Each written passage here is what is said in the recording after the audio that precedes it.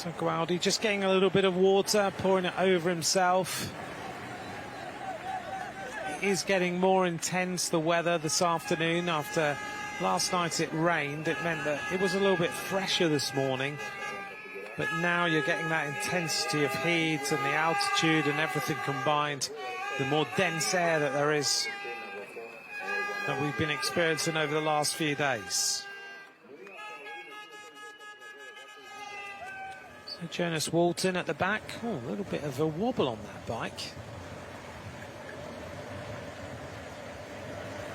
That didn't look quite right.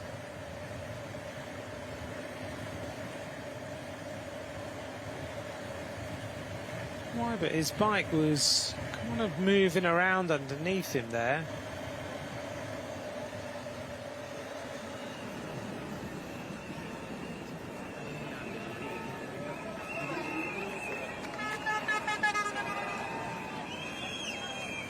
Just heard on Radio Tour an announcement to remind everybody to not throw bottles outside feed zones, because I've seen a couple being thrown and gels being thrown, and it's not a done thing, particularly in Rwanda.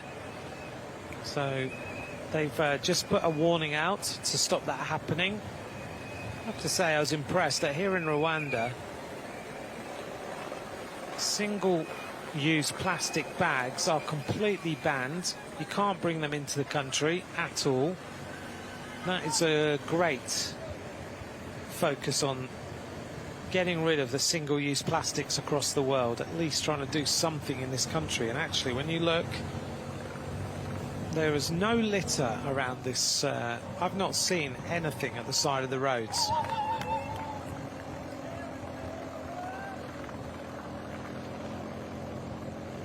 And so many other countries in the world, you have to you just look and you can see plastic bags and everything. You don't see them here, and it's not that this area has been tidied up.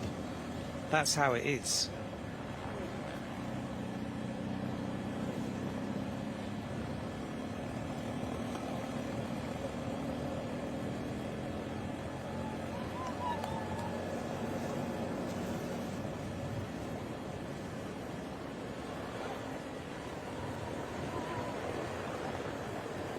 Almost at the bottom of Kigali Gulf again.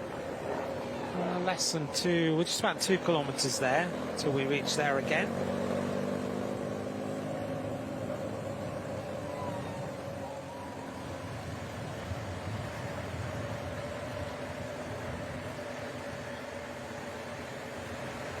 Jonas Walton quite happy to sit on the back with the Slovakian rider just in front of him.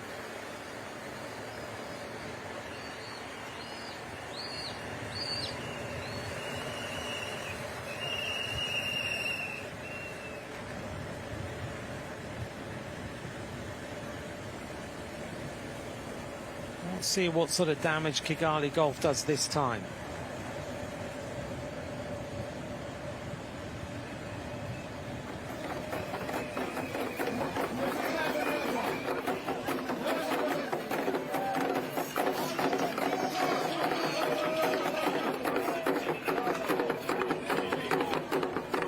The drumming that's become so synonymous with these World Championships, you hear it everywhere.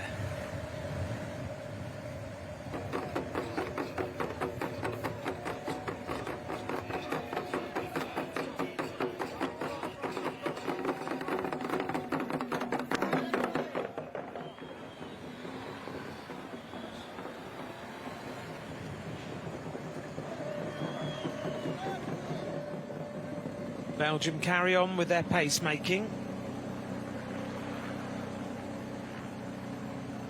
I'm just trying to work out what their tactic is this afternoon. Well, they just want to make the race really hard for later on in the race. They've obviously decided they need to keep this momentum very, very high. They've got Jana Widar, who rides for the Lotto team.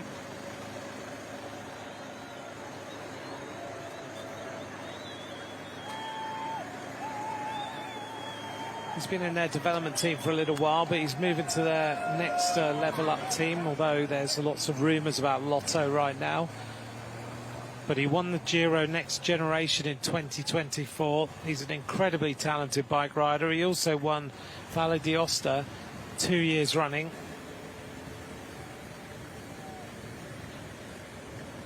He's also won the Under-23 Liège-Bastogne-Liège, the Under-23 Flèche Ardennaise. He's an incredible bike rider, and he is potentially Belgium's winner of today.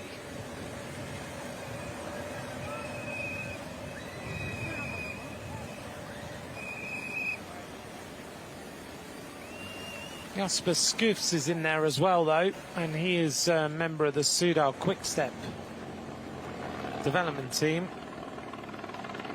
So Jasper Schoofs could be another rider. He's finished 9th in Valle d'Aosta. He's won a number of bike races. He just finished 4th in Chrono Challenge Lendelede. He rode well in the Tour de l'Avenir, a top 25 place there. He was top 10 in Valle d'Aosta, and he finished all of the other big races of the season. So Jasper Schoofs is another possibility for today.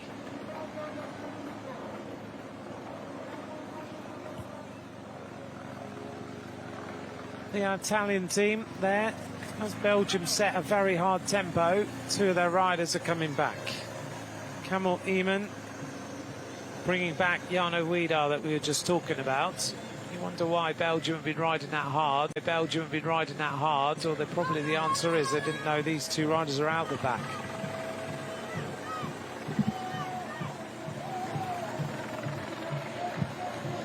Jarno Wiedar looks around, little nods, wearing number 16, there he is, very, very comfortable.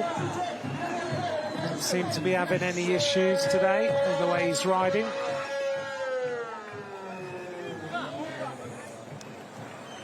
Very comfortable as he pedals his way back onto the rear of the peloton, and his teammates bringing him back. So Kamil Eamon is going to bring him right to the front of the race. Without the race radios, though, the 3 Belgian riders on the front have no idea that the pace they're setting is going to make life a little difficult for Jarno Wiedar this afternoon.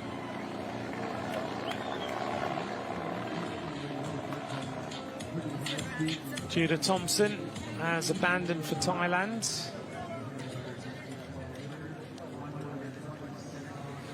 He's got an appropriate number for abandoning. Number 59, Li Yu of China.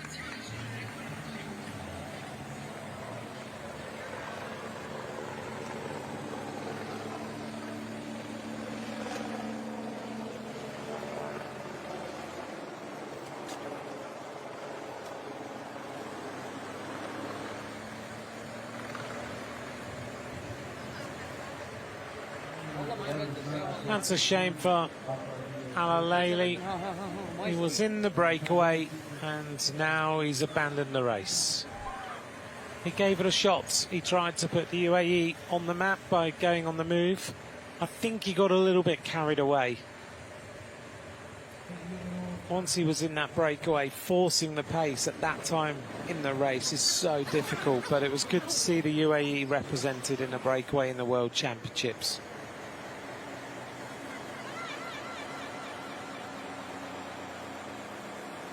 Through the feed zone, riders trying to get as much water on board as they possibly can.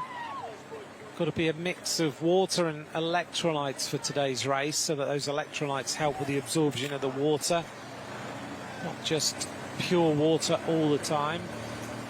But the riders also will be taking some carbs in their bottles, trying to supplement the gels they've got. But in this sort of heat, it's very, very fine line between being a little bit sick after taking so much water, gels and everything else on board, and being absolutely fine. This is Louis Leydart, number 4, coming back into the race.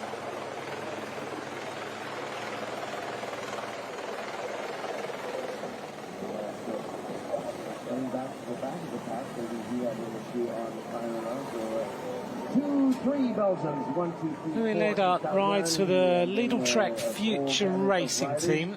So he's in that feeder team into Lidl Trek, who've just, of course, signed Juan Ayuso. Back of the peloton, number 111, Lawrence Lorot. Rider for Uganda, still there, still sitting in the wheels, doing a good job.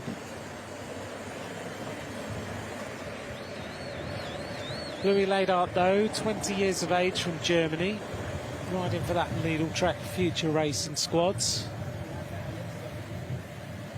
So he's got a chance of going into the Lidl Trek World Tour team if he continues to progress. He's just ridden Tour de l'Avenir, finished second on a stage into Vitry. On that day, he was beaten by Elliot Rowe of Great Britain.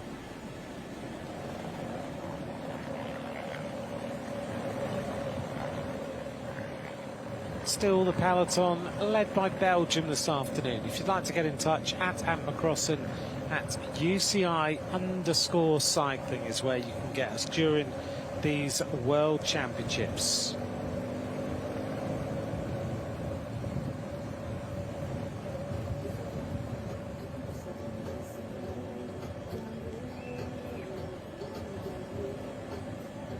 This is the Kigali Genocide Memorial.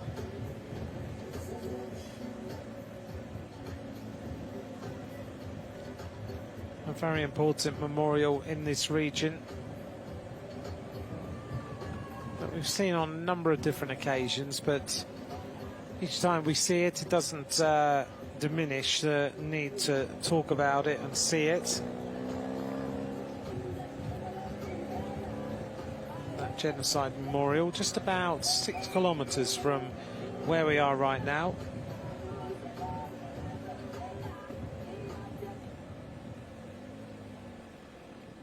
It's a real testament to the courage and unity of the Rwandan people in that unimaginable horror in 1994. And that memorial chronicles the efforts to halt that genocide against the Tutsi. On to Kimihurura again. That whole genocide museum is really important. A living memorial honours the bravery of those who fought to save the lives of everybody and the millions who perished during the genocide.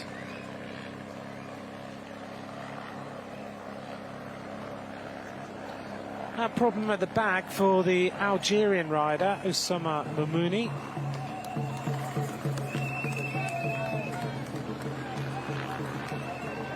And just in front of him is Mustafa Taraki.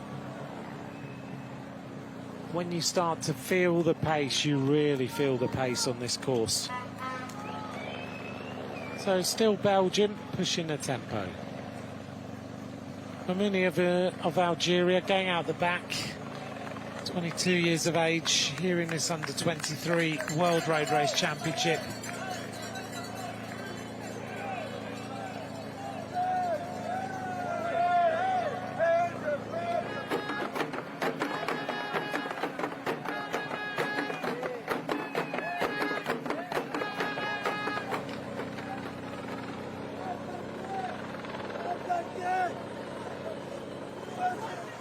Oh, and the South African rider is starting to feel this as well.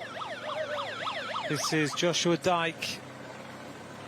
He's not enjoying this climb at all. And his teammate is also starting to suffer on the left-hand side at the back as well. Warren Moolman is feeling the pace.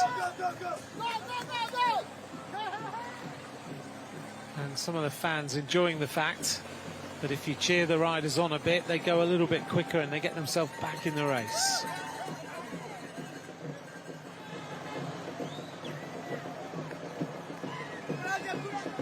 Almost at the top of the cobbled section for this time.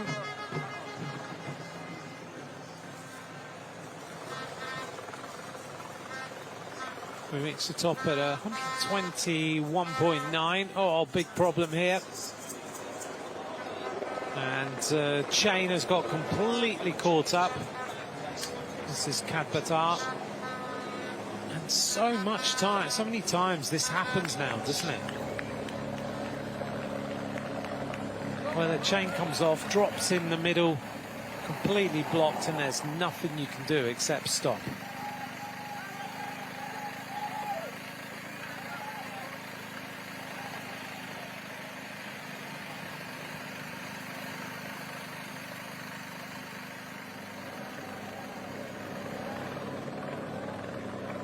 Still Belgium pushing this tempo.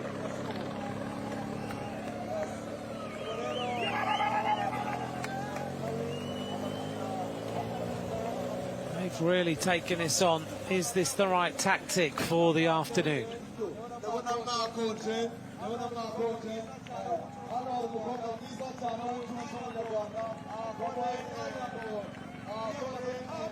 Eritrea is still represented up at the front.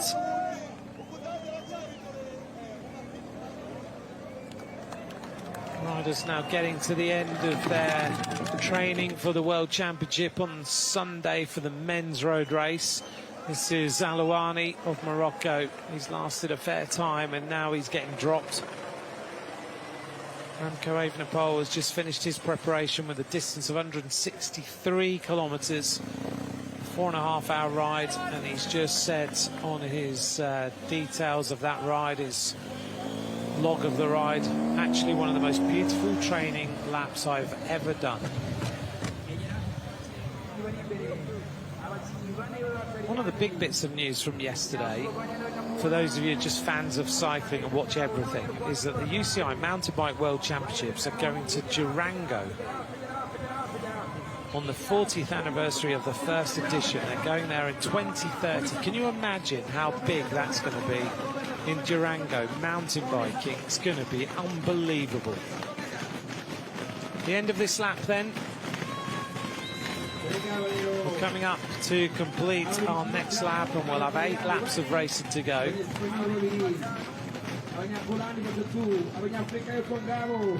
The average speed has been up at around 41.2. Belgium are the team responsible for making that happen. 8 laps to go, just over an hour of racing covered. The average speed as we approach here, we'll take a look at what it's going to be. Belgium cross the line first at the front of this peloton of riders. 8 laps of racing to go. The average speed is 41.213 kilometres an hour. And in terms of the number of riders who are in the peloton, still at this point in the race, 79 riders remain.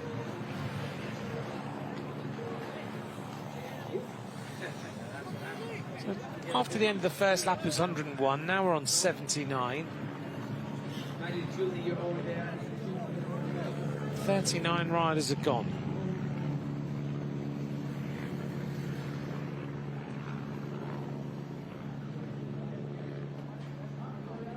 There's the stats for you on the right-hand side.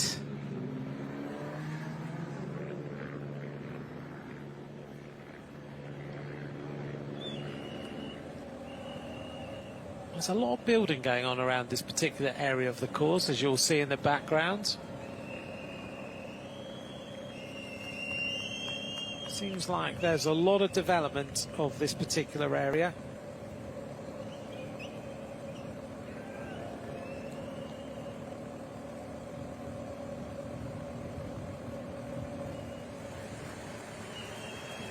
Here's a group of riders trying to make their way back into the race, having been distanced a little while ago. Includes Jonas Walton, the Canadian.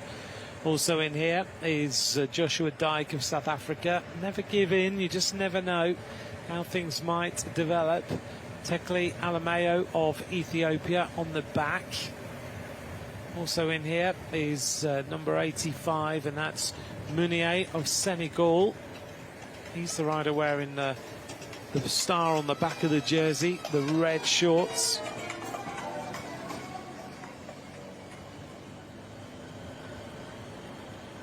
Amahoro Stadium means peace in Rwanda, expanded now to 45,000 seats. And this stadium so famous for sheltering thousands of civilians during the genocide of 1994. It was used by the United Nations at that particular time. First hour racing, 42.3 kilometres an hour. It's a fast tempo in this men's under-23 road race. We're now at the distance of what we saw the juniors rides earlier on today.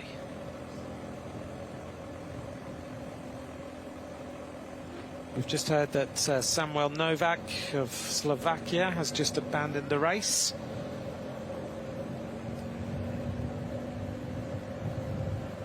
And a problem here for the German. And this is Mauro Brenner. It's amazing how many riders are dropping chains, isn't it? So Mauro Brenner taking an eternity to get this chain back on, and sometimes you just cannot see how it can go back on. Brenner gets back it underway. Rides for the team of Lotto Kernhaus, national under-23 German champion in 2025. Rode the Tour de l'Avenir recently, but didn't finish stage 5 into teen. Mauro Brenner getting going. His brother is Marco Brenner. Marco rides for Tudor Pro Cycling.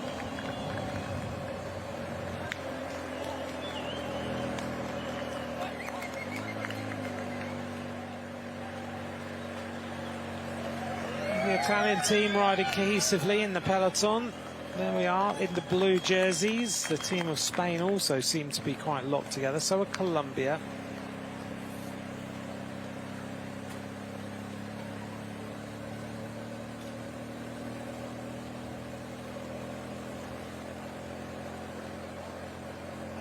Seems like this race is firing on all cylinders right now. Everybody is pretty much flat out.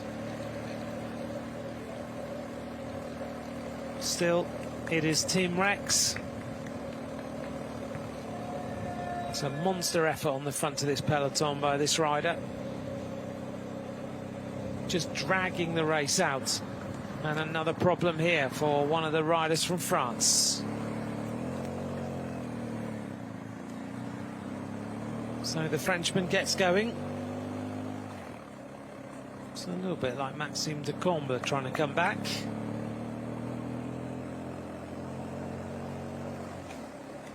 Just checks in his pocket. He's had a bike change. Just trying to get his computer. And it's Antoine Lot who's coming back into the peloton as quickly as he can.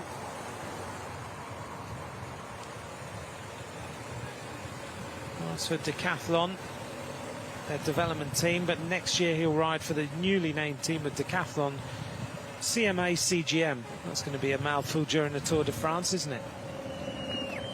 It's funny though, you don't see CMA CGM anywhere until they name a cycling team, and then you see them everywhere.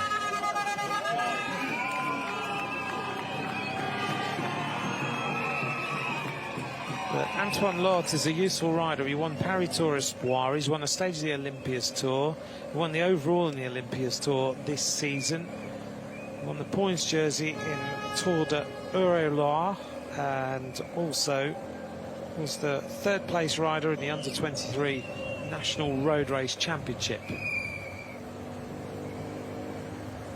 64 kilometers an hour downhill. Ourselves into this next turn.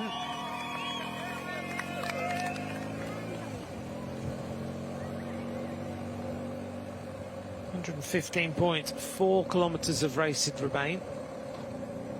Heading towards Kigali Gulf.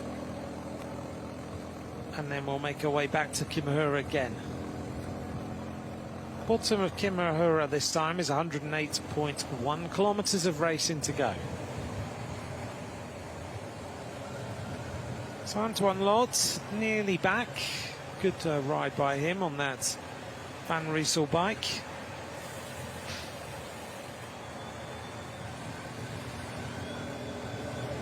He's measured that effort nicely, just riding steadily back in so he doesn't go over the threshold too much.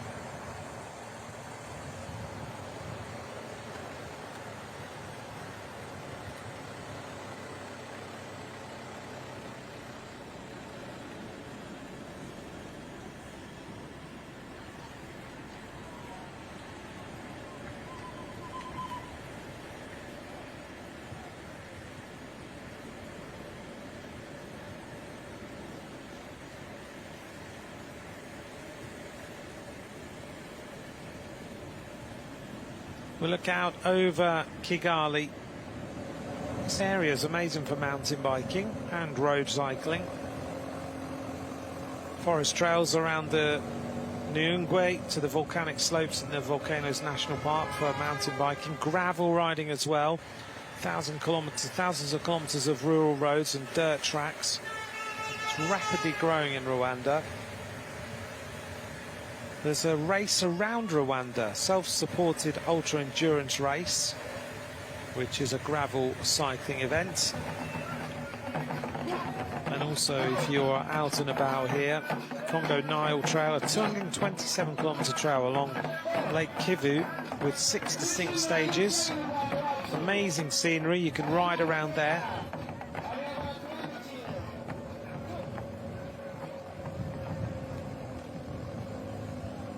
And as we've heard from the riders, they're getting to know some of the trails, some of the roads that are good to ride on around this particular region.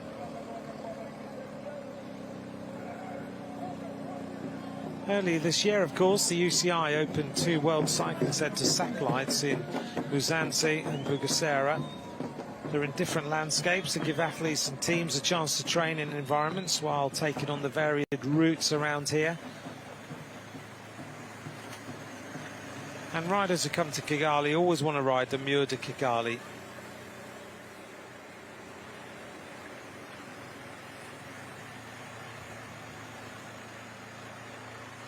And the rider from Macau is still there, and he looked like maybe half an hour ago he was about to be dropped, number 120, Kam Chinpok.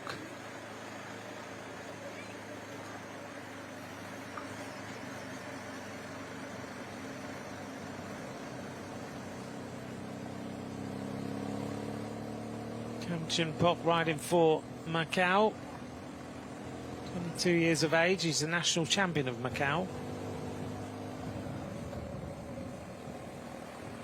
He's ridden a lot of races, mainly in China during this season, and the Asian Continental Championships as well.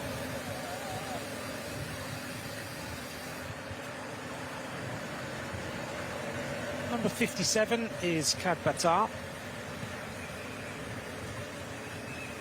riding from Mongolia, still there, still riding strongly. Albeit he might be at the back, but you have to remember some of these riders have not ridden in pelotons that are this large or that are going quite this fast. They might have ridden some Asian races, they might not be at the level of some of the riders in the front. We're talking about World Tour professional bike riders here. So this is a unique and new experience for a lot of these African riders, and some of them are dealing with it really, really well. And it's good to see that we've seen Biniam Girmay win a medal here before in this championship, but it's good to see a number of other riders from Africa who are dealing with the altitude, the heat, the terrain, and the speed that is being set by the riders in this group.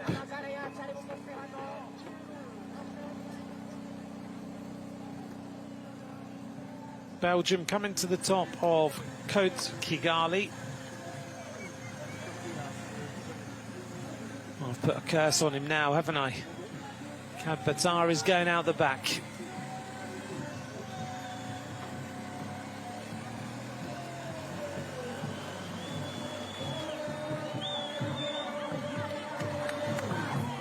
This is Derek Chevalier from Belize, number 84.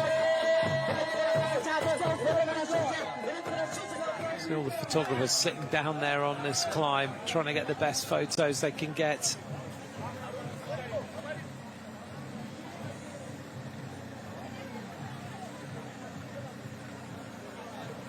I didn't know you could get a Haro road bike.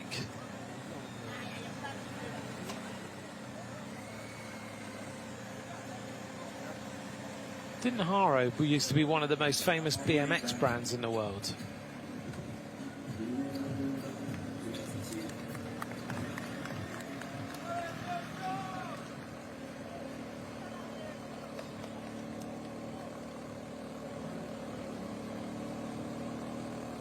Still Belgium maintain this pace. Yeah, who knew that Haro did road bikes? Now that I've seen them, they look nice, don't they?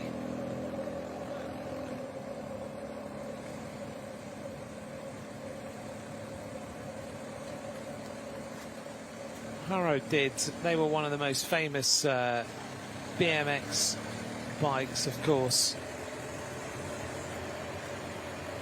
Based in San Diego in California.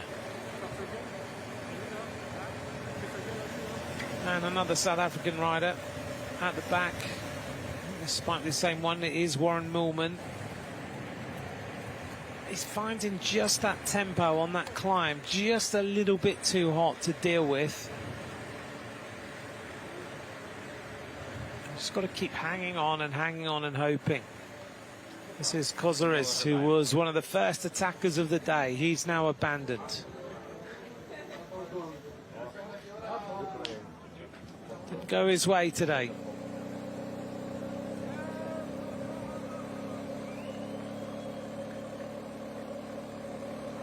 Can Belgium keep this going all day? It's still a few hours of racing to go. We think well over 2 hours, nearly 3 hours of racing left. And it's riders who are prepared to just sit in here. Hamish Mackenzie, for example, number 45 that you can see there, just towards the back. Mackenzie's having a really quiet time, just sitting, waiting.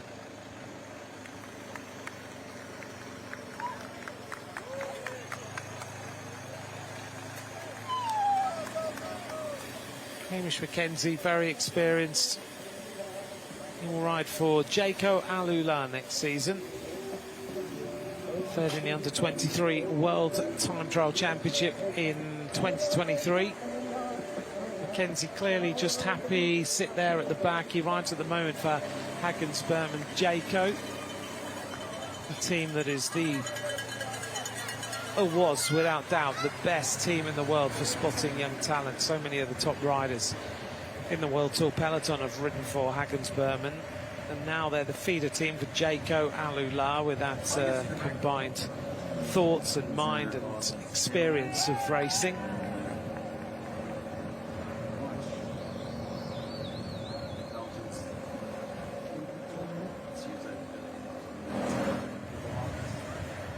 Mackenzie, 21 years of age, wears number 45, second in the Oceania Continental Championships in 2023.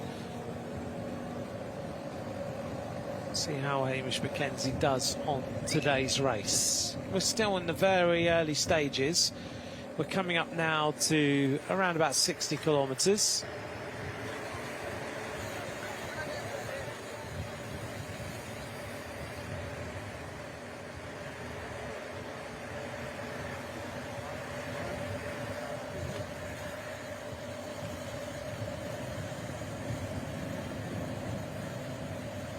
We saw early on Jorge Blas Diaz dropping the flag on the race start. He's the president of the Dominican Cycling Federation, and he was recognised yesterday for his role in the development of cycling at national and regional level in his particular area.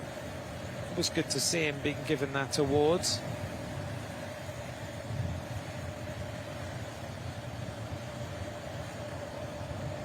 So the Macau rider on the back of the group.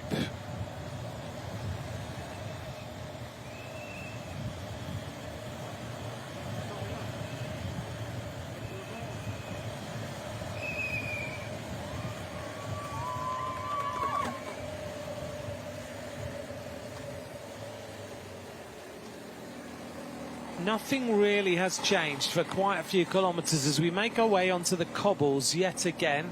And it's still T-Rex, Tim Rex at the front, pushing on the tempo for the team of Belgium. Looking good and still dragging this pace out. Behind him is number 12, and that is Aaron Dox. And they're clearly riding for one rider and one rider only, and that is Jarno Widar.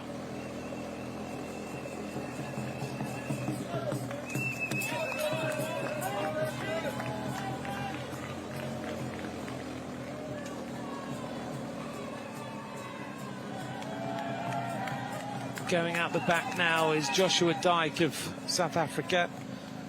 You just feel like you want to give him a push and keep him on the back of that peloton, don't you? Now we get a bit of a move. One rider trying to keep his pace up alongside the Belgian riders who are really at home on these cobbles. This is the Rwandan rider who is going to be distanced now to his air. Etienne Touiser is dropped. Just can't stay with the peloton this afternoon now. And we're getting into that second phase of the race, where the riders have already covered that first section, and now they get inside that 100k to go shortly. They start to feel like the kilometres are ticking down well.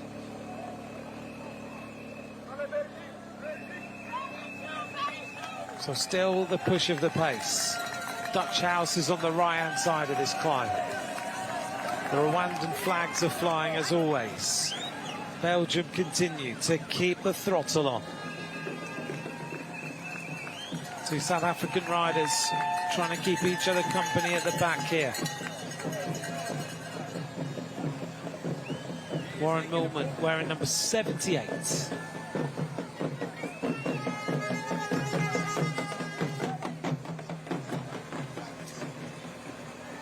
Give each other a tap, say, come on, let's keep in here now. Let's keep this going. That's what teammates are all about. Joshua Dyke maybe coming to his last moment in this peloton, because look at the way that Belgium are riding. This is proper full-on bike racing. The speed at which Tim Rex is riding these cobble climb this afternoon is very, very impressive.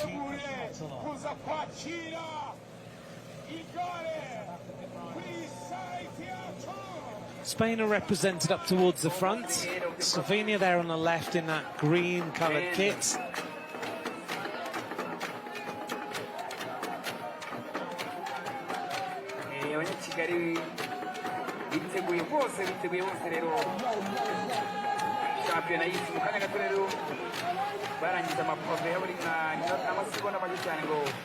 Well, the Italians are still on the wheel of the Belgians in that blue coloured kit.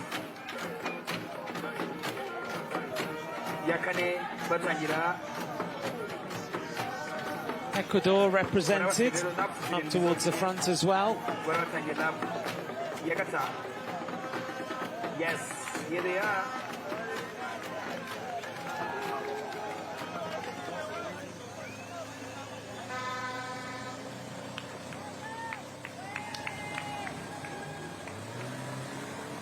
Oh, and this is hurting now.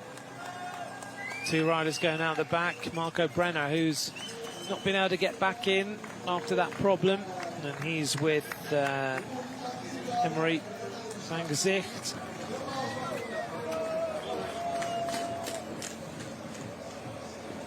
Brenner asking for the team car again. We come up to complete another lap.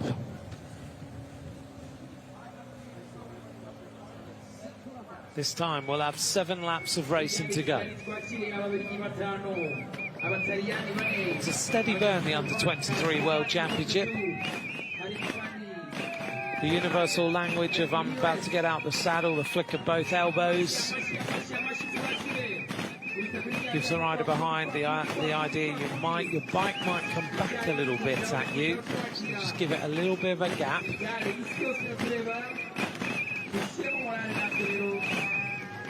Italians having a little chat at the side of the road.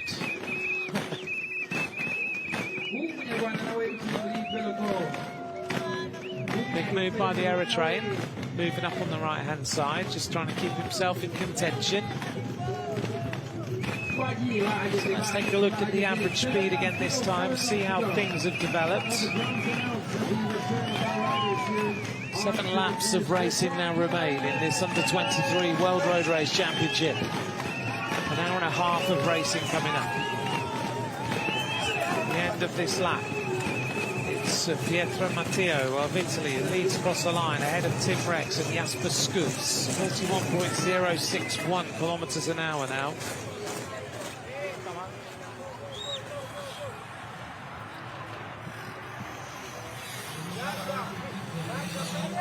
And just to give you an idea, numbers of riders in the peloton, we've now got 75 riders there. We lost another 4.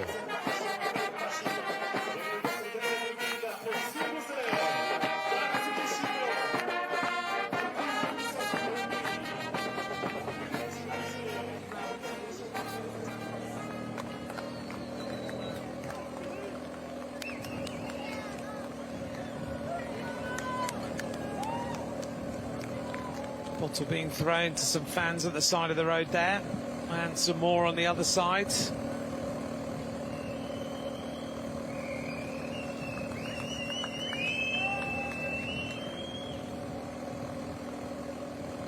Bottles bouncing around as well though, and that's a little dangerous. You don't want to hit any bottles that could bring you down immediately, especially if they're full of water. Here's the replay of the riders completing that lap with 7 laps to go.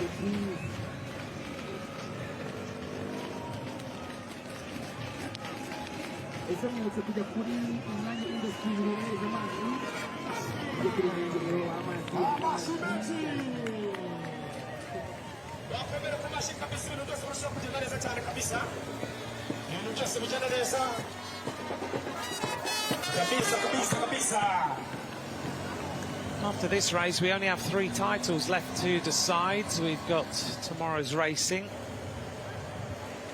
We'll be starting again early tomorrow with various bits of action. The men's elite races on Sunday starts at 9:45 in the morning local time.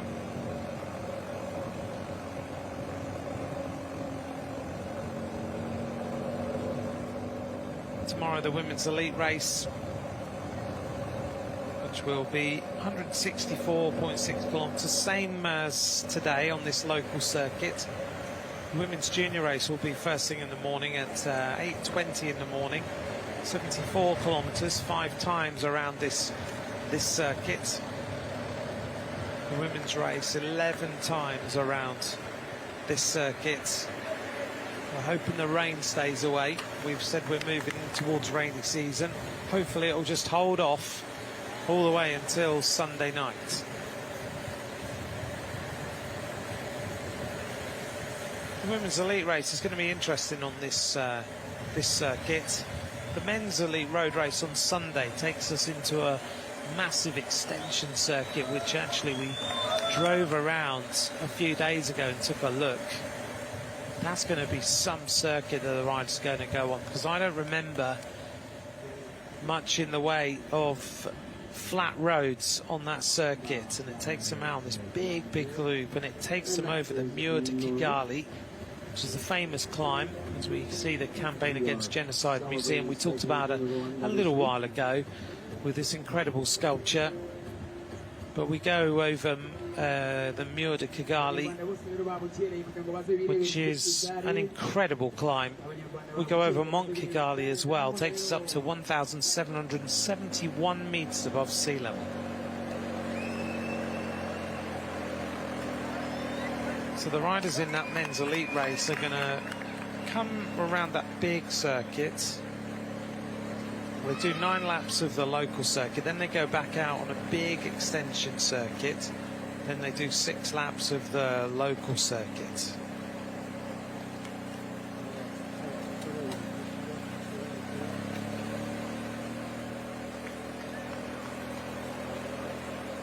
This is the lineup of the Spanish team.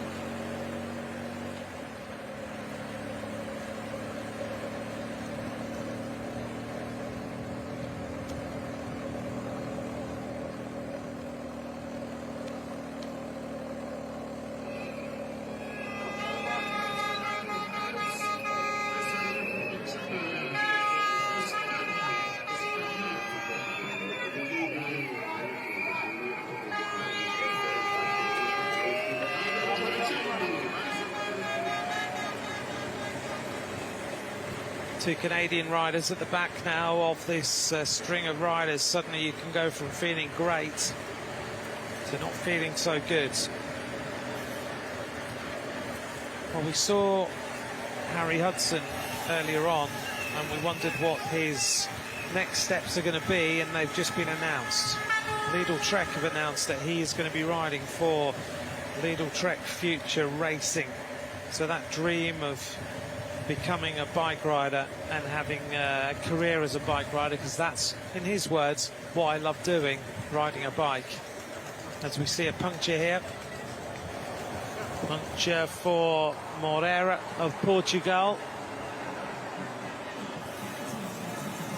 And there's nothing he can do, he can't really ride on it. It's so gone down so quickly. So Harry Hudson has signed for Lidl Trek Future Racing, the feeder team of Lidl Trek. They've got their hands on him straight away. Puncture for this rider. It's been a long wheel change, this one. I do wonder if these teams are listening to Radio Tour, because I heard that call ages ago.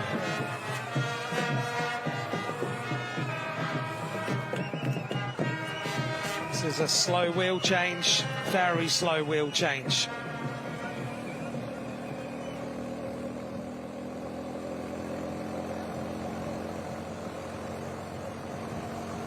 A similar situation that has lasted now for nearly 70 kilometres, maintained by the Belgian squads. This race, 164.6 kilometres, and Belgium, pretty much since the start, have been on the front of the peloton. They brought the breakaway back that started early, and since then they've just ridden a team time trial, predominantly led by T-Rex on the front. This is Kadbatar of Mongolia. The Mongolian team will. We're inside the magic 100 kilometres to go in this under-23 men's road race championship.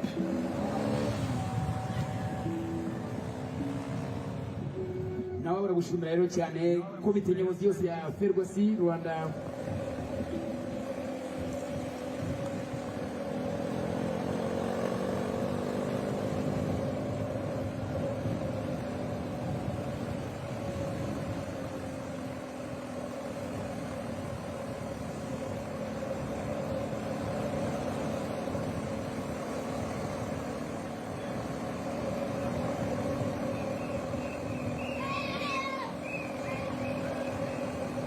.7 kilometres an hour. We've got 7 laps of racing to go. We're heading towards Kigali Gulf for the next time. We're going to get there in 1.6 kilometres, go up Kigali Gulf and head towards Kimihurura for the completion of the next lap. I wonder when another nation will start to challenge Belgium for this lead. I would imagine around about 60k to go. They're probably going to let that happen until then. Trisel Alouani is out of the race, the Moroccan rider.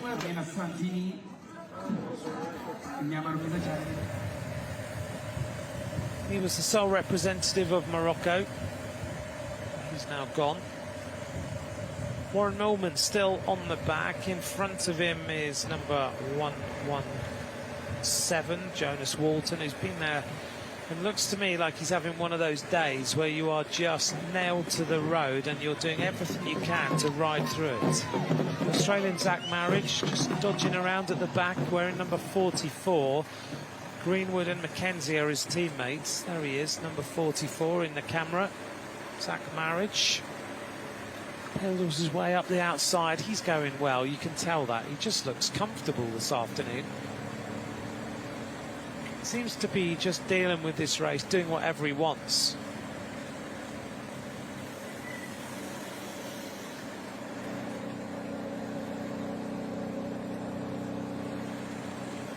Zach Marriage has had a stagiaire role in a team. Narayan Munier here of Senegal has abandoned the race.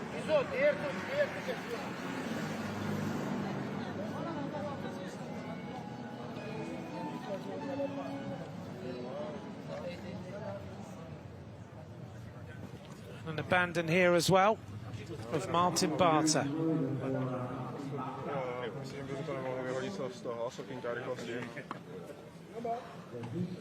Tam máš.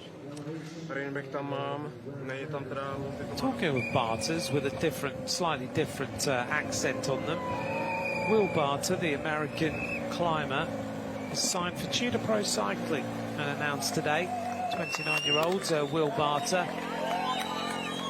A 2-year deal with Tudor Pro Cycling now, so he's got some commitment and some long-term stability or longer-term stability. That's good news for Will Barter. He's a talented time trialist, a very good climber, and I can see him getting better and better all the time. Belgium onto the climb again here at Kigali Golf.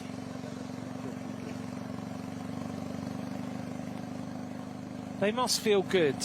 It must be a nice sight for Jana Wiedaar to be looking at his entire team on the front, looking after him.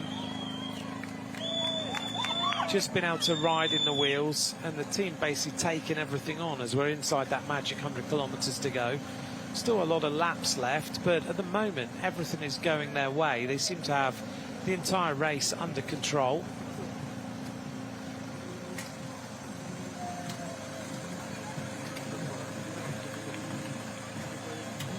South African team tagged to the back of this race. Number 77 on the left-hand side is Blaine Kiek. He won the Grand Prix de Tourteron in France, also finished second in Prix de Frière. There's been a lot of races in France this season, 43 racing days. These guys at the front is just stupendous. Just look at how everyone here Will is Piat suffering. is out, and also out now is Samuel Couture of Canada. He's out of the race as well. Early in this race, the Italians are enjoying the ride. They're sitting back and they've been looking at each other. See the detail in that skin suit while we take a look at him there.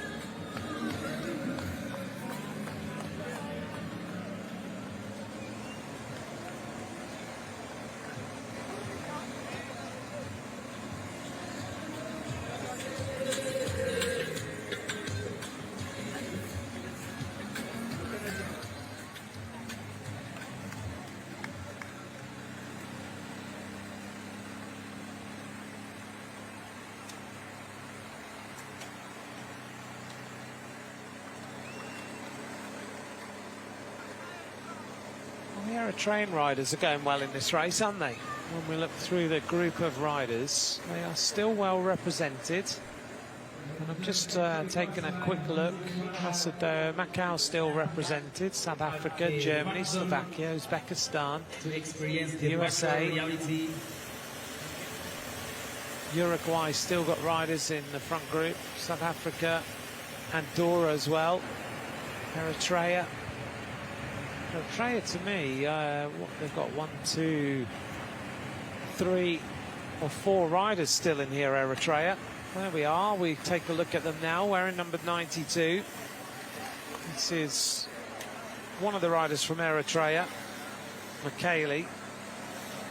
So things are going all right for them this afternoon. Milkias Michele and the rest of the Eritrean squad. I saw Daniel Tekelemenot a couple of days ago. He's here, obviously just being with the Eritrean team.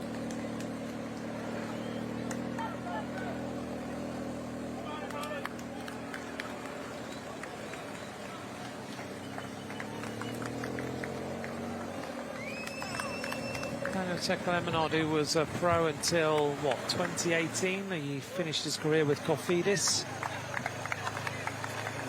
Rode for the likes of Orica Green Edge. He rode for Cervelo Test Team, for MTN Quebec and Dimension Data. 95.1 kilometers to go. He's a winner, actually, here in Rwanda. Daniel Tekelemenot, he won the Tour of Rwanda in 2010. Remember him wearing a King of the Mountains jersey in, was it the Dauphiné, I think? As Diaz Rizbey of Kazakhstan is now out of the race as well. Suddenly we're getting more and more riders coming into the pits.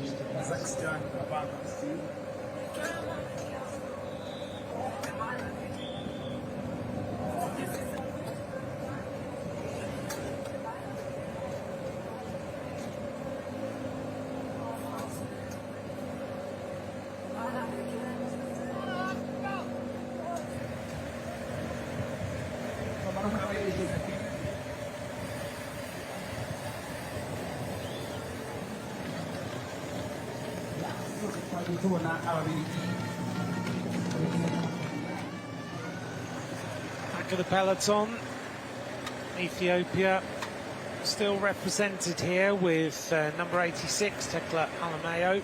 It's going well, isn't he? Bearing in mind, we are a long way in now to this World Championship. We're 70 kilometres into this race. They've lost Tesfaye, but they've still got two riders here in Haile Mariam and Alameo at the back. So you've got to be impressed at the way that these African riders are staying in this under-23 road race championship, because it's not been easy so far. This pace is relentless. It's one of those paces which really does destroy the legs.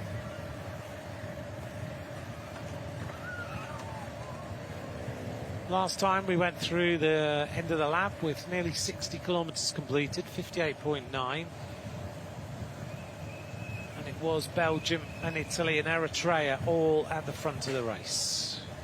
Still no major attacks since we saw the first attacks of the day. Those contained a number of different riders trying to make their move and trying to get involved in the action. We saw Pomorski of Poland, Alaleli of UAE, Yilmaz went on the attack, the Ukrainian rider Kozares went on the attack as well. As we reach Côte de Kimihurura for the next time, and still on the front. What a job this guy is doing. How is he riding like this for the entire time?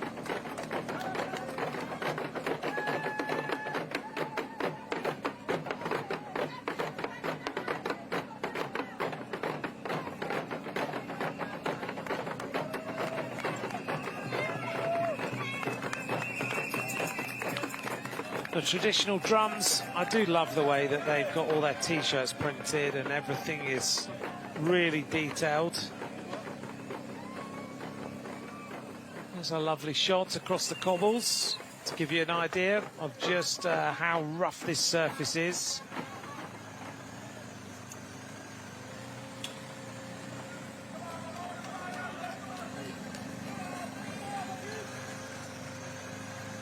And a moment where the legs start to falter from Svetkov of Uzbekistan, number 83, and also number 53, Zalka of the Czech Republic.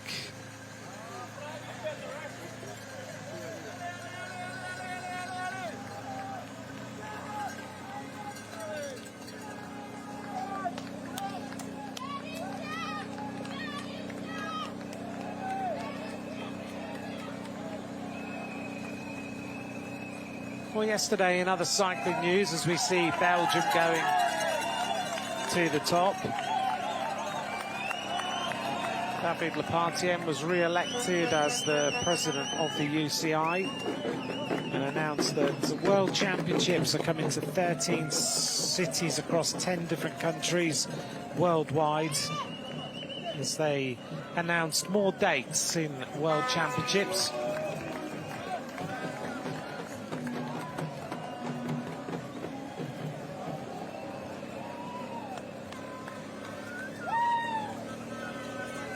We saw Federica Venturelli riding well the last few days. She's now just been announced with the UAE development team for UAE Team ADQ.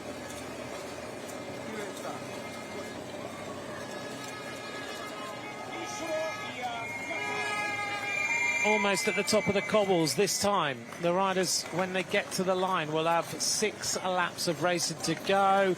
And finally, the Belgian stronghold on the front of this peloton has been exploded by the arrival of Spain and also the team of Italy to try and rip this up a little bit. They're not impressed at letting the Belgians just continue, so now they start their plan.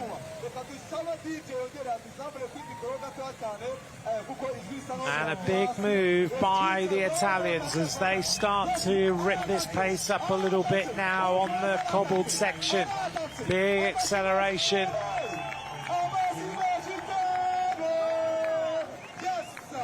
That was a very, very big move. Suddenly, we get a long, long stretch of this pace.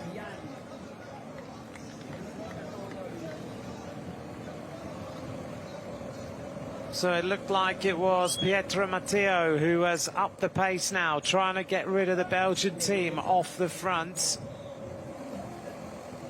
Big explosion of tempo.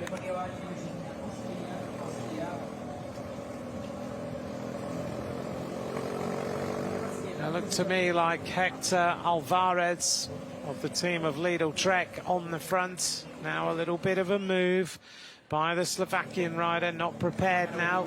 Big attack of France, so number of riders want to try and break the will of the Belgian team this time. We come up to the line. This time we're going to have 6 laps of racing to go. Austria now started some accelerations too, so suddenly this little move means that everybody is suddenly sparked into life, and the peloton breaking into 2 parts. Well over 70 kilometers of racing covered now, nearly 74. We're coming up to almost 2 hours of racing. And now Belgium take control. The end of this lap. 6 laps of racing now remain. Across the line is Jarno Wiedar, who was the Belgian rider at the front. Average speed 41.079, so they've speeded up a little bit on that lap. And everybody taking a big deep breath. The peloton looks like it's coming back together, which would mean we have ended up with 63 riders left, 64 riders left. In fact, one more rider will probably come across. 65 riders. We've lost 10 that time in the main bulk of the peloton.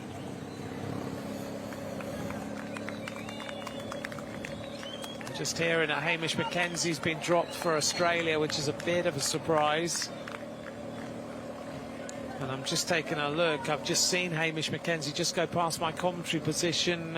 Significant margin down on the rest of the peloton.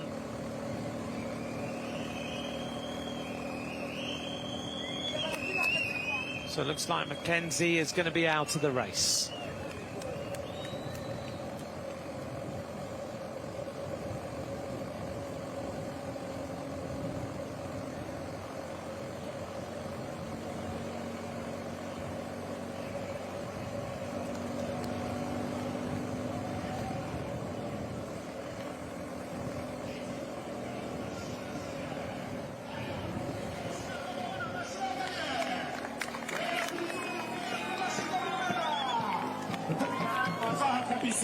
So Belgium take over after that little acceleration.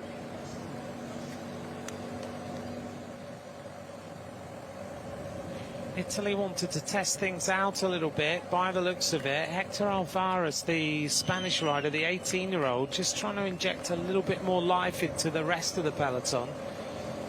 He's a very talented bike rider, Hector Alvarez, one of the favourites for this afternoon, rides for the Lidl Trek Future Racing team. Finished 3rd in the Tour of Austria this year.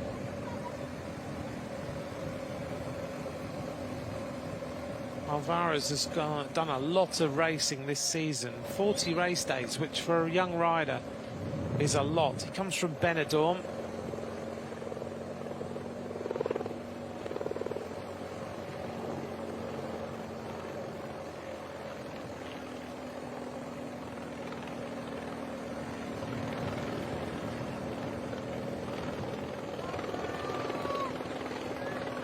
Back of the peloton, number 19 here, Gomez. On one of those beautiful bikes of the Keepo Kern Farmer. If you've never seen these up close, They are stunning machines. The paint job is beautiful. He's got a contract there till the end of 2028. Started the Tour of Britain, didn't finish the first stage, had a crash or a bit of illness there, I remember. But apart from that, he's had a good season. And if you ever get the chance to go to a race or a Keepo Kern Farmer actually there and look at their setup, the green of those bikes is quite amazing, actually. Looks very, very special indeed. 87.5 kilometres now remain on this race. 66 kilometres an hour downhill with the Belgian team in control.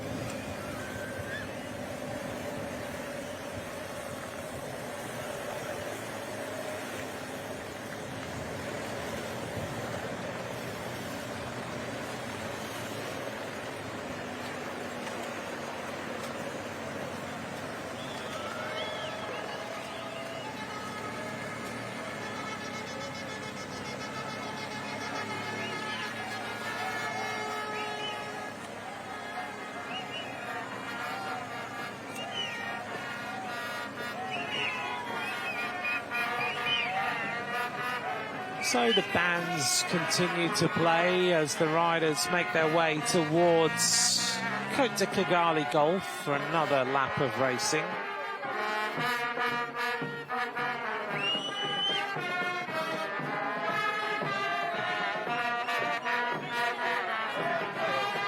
I can imagine by the end of the afternoon they're going to be pretty tired. They've been playing since 8 o'clock this morning, every time the riders go past. What the lips would be like by the end of the day. 28 degrees it is now, 11 kilometre an hour winds. The wind's picked up just a little bit. It's been a fast day, not a problem here for Jasper Schoofs of Belgium. He needs a team car. The team car is coming up. Jasper Schoofs, here comes the Belgian team car. And of course they don't have race radios, so they can only just go back and chat, and that's not so easy to do when the tempo has been as high as it has been all day. It's a bottle, but these riders are so experienced. Jasper Schoofs here rides for the Soudal Quick-Step development team. You can see he's on the specialised bike there as we head towards Côte de Kigali. So things have not really changed since that first attack of the day was brought back, and Belgium have been on the front for, what, 60 kilometres, I think, now, as the crowds get bigger at the side of the road.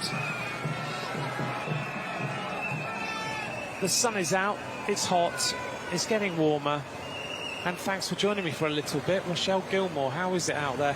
Well, like you said, Anthony, it is really, really hot, and that's why you see the team director cars are giving the athletes ice to put down, try and keep their core temperature lower just to conserve a bit of energy that they might use later in the race. But it's a strange type of heat here. It just really knocks you about. Yeah. And a lot of the athletes have said that it's hard to acclimatise to this heat, even though it might only be 30 degrees. It's a different heavy type of heat. It feels really heavy, doesn't it, when you're outside? I don't know what it is. Yeah, it's super hard to breathe as well. Obviously, we're at altitude at 1,500 metres, but it seems to have an additional challenge to it with the thickness of the air. Now, you've been outside for the day. You've had some meetings, as always. You're always busy. And you've been doing what you need to do out and about. But I'm really thankful for you joining us this afternoon for a little bit. How is the atmosphere out there? Because it does look like all the fans are out again. The atmosphere is growing, and it's another great championship day.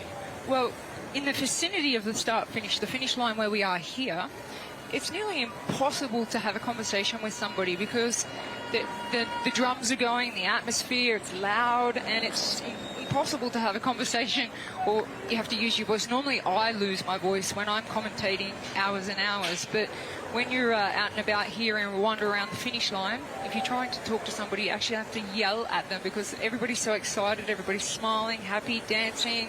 So the atmosphere is absolutely unbelievable out there. I'm really happy to be tuning into this men's under-23 road race for a little bit.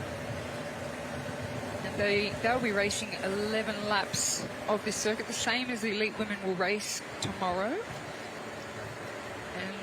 me, myself, well, I've been out there on a bike, and it is a tougher course than it looks on TV or on a profile or piece of paper.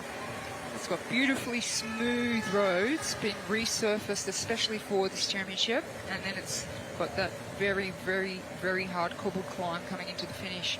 So it's technically a difficult course for these riders, especially over the, the distance might be a little bit shorter than they do in other races, but here at the World Championships in Rwanda, this will certainly be a super taxing race, which begs the question of Belgium.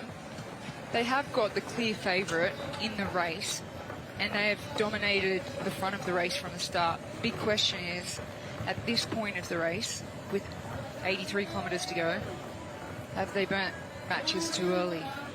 That's the only question. But they have, they look pretty relaxed, sitting in a line, and, they've had one teammate just do a huge, huge job. So it looks like everything's going to plan, and they look confident coming in as race leaders and taking control of the race.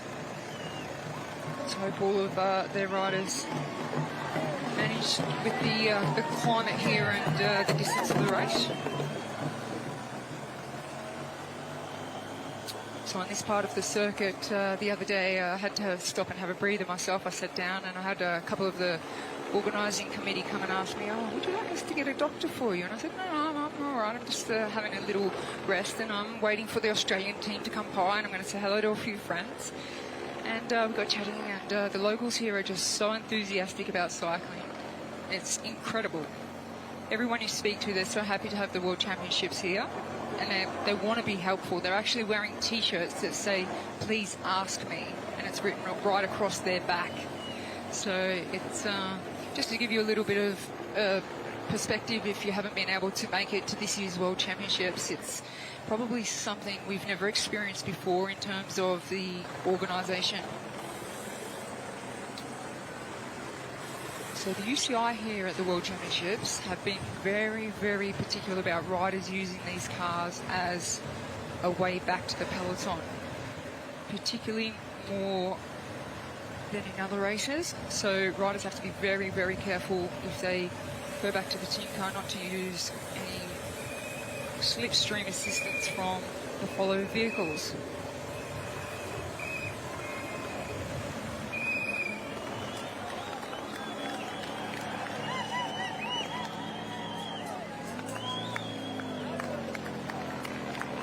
So even though Belgium have been dominating for their race favourite, you can just see in the body language that there's not really that many other riders that are not labouring and moving their shoulders and swaying side to side any more than they are, so they look like they have things in control at this point of the race.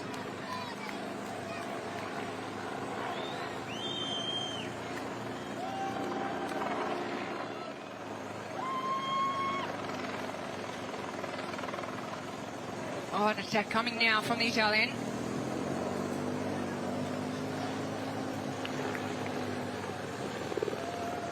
Oh, Belgium are really, really demonstrating that it's their job to keep this race together. Try and neutralise it with putting a rider on the wheel. And then still the team will continue to chase whilst they have a rider in the break.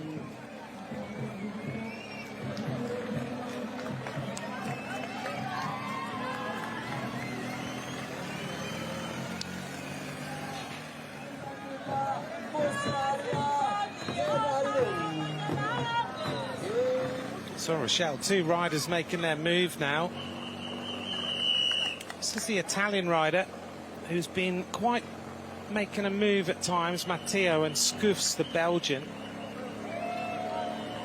So the Belgian team have been riding on the front so much of today.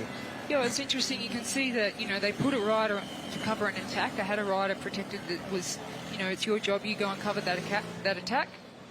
But at the same time, they're still chasing, even though they've got a rider in the breakaway. They're still chasing, so they've put all their cards on Wilder, their number one rider for today. But the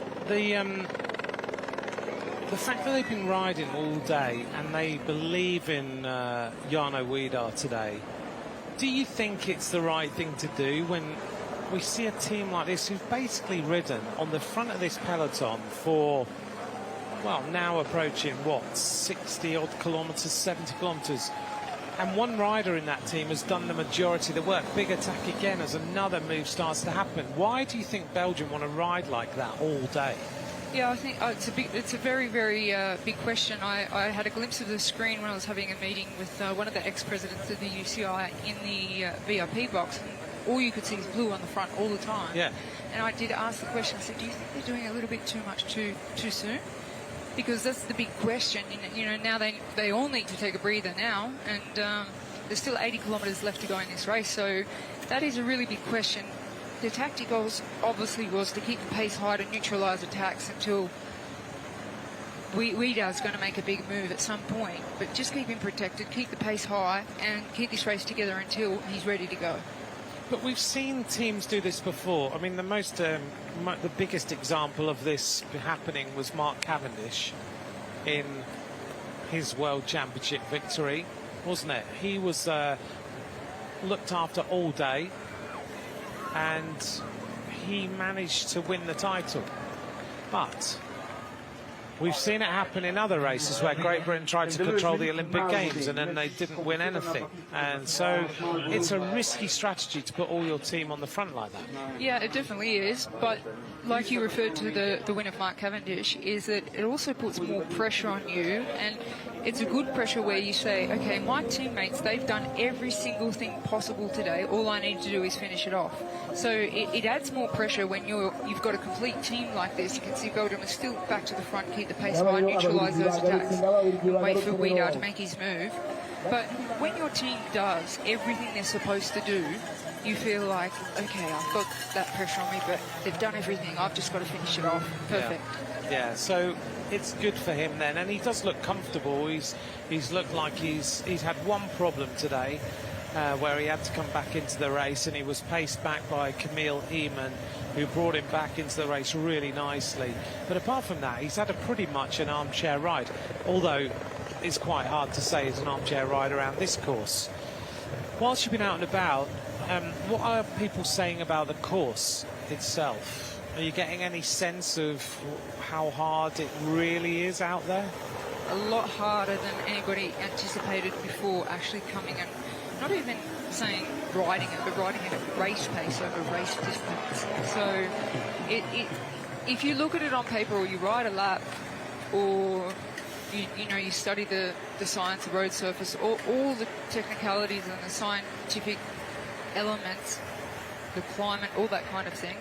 The thing is that it's just so many different challenges here that the riders need to deal with that they can underestimate unless they've done a full race of 164.6 kilometres, 11 laps at race pace, to know if, like you mentioned it earlier, that a lot of riders rely on their power data. Yes. But they can't hit those data here because they're at altitude and they've got really thick air to breathe in. And the cobbles are obviously taking a lot out of the riders as well. That's the toughest part of the course. So, yeah, I think the course has not been underestimated. And now that we've seen the pattern of this racing going on, and tomorrow we'll be together for the women's race, how do you think it's going to impact on the elite races? Because they'll be watching this, won't they? There's a lot of elite riders watching this racing right now as we see an attack from Poland. How will it impact that women's race tomorrow, potentially, as Pomorski goes off the front? He's been on the attack already today, right at the beginning of the race. Can you see that we'll see just a peloton like this? Can you see attacks happening? How do you see that women's race will be impacted by the course, the terrain, and what we're going to see?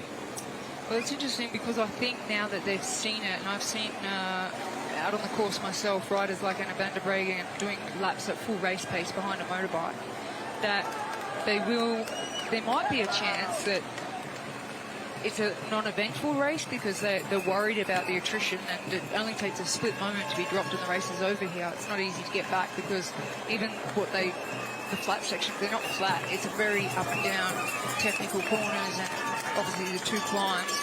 So it's possible that after what they're watching, that we might just see an attritional race until the last couple of laps. It looks like that's what's happening in this race as well, where we saw an initial attack, then riders literally came from the front group and got dropped immediately as more riders drop out of the race at this point. And they've done, what, 90 kilometres nearly of this World Championship. This is Lee Yu. We saw him hanging at the back for a long, long time today. And again, the Belgian team take control and make sure that the tempo is how Jarno Wiedar wants it. Luc Valenti of Canada was just being distanced. Rochelle, we always say about World Championships, if we haven't talked about you and we haven't seen you, then it's